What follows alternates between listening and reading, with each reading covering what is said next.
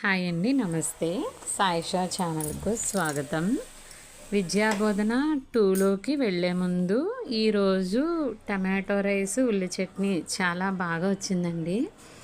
So already tomato rice అనేది అందరికీ తెలిసిన విషయమే. ఇందాక చెప్పుకున్న ఉదాహరణలోకి వెళ్దాము.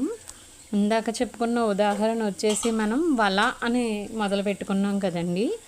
అందులోనే ఇంకొన్ని పదాలు చెప్తాను. నలక, పలక, పడవ, కల, వల. ఇవన్నీ కూడా మీకు అబ్జర్వ్ చేసినట్లయితే గుణింతాలు కానీ ఒత్తులు కానీ ఉండవండి. మొదటిగా మనం పిల్లలకి ఎప్పుడూ కూడా గుణింతాలకి లేదంటే ఒత్తులకి వెళ్ళకూడదు. మనకి నార్మల్గా ఉండే లెటర్స్ని అలవాటు చేసి తర్వాత గుణింతాల దగ్గరికి వెళ్దాం.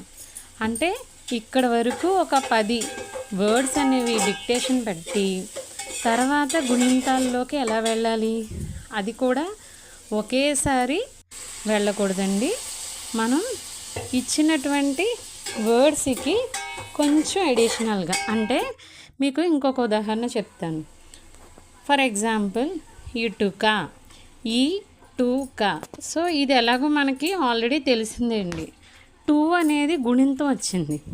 అలాగే ఉదాహరణ 2 తీసుకుంటే వాకిలి, వాకిలి 3 కూడా గుణింతాలు వచ్చినాయండి మీరు అబ్జర్వ్ చేసినట్లయితే.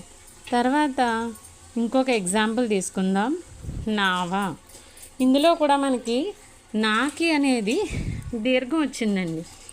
సో ఇలా దీర్ఘం రావడం వల్ల యూజ్ ఏంటంటే మామూలు నాకి దీర్ఘం పెట్టిన నాకి మనం డిఫరెన్స్ చెప్తూ మన బాబుకి కానీ పాపకి కానీ ఎక్స్ప్లెయిన్ చేస్తే మామూలు లెటర్స్ ఎలా రాయాలి, దీర్ఘం ఉన్న లెటర్స్ ఎలా రాయాలి అనే దాని మీద ఒక అవగాహన అనేది వస్తుందండి. ఎప్పుడూ కూడా పిల్లలకి మనం డైరెక్ట్గా పదాలు అనేవి ఒత్తులతోనో గుణింతాలతోనో మొదలు పెట్టకూడదు అనేది నా విద్యాబోధన అంశంలో అనుకుంటున్నాను.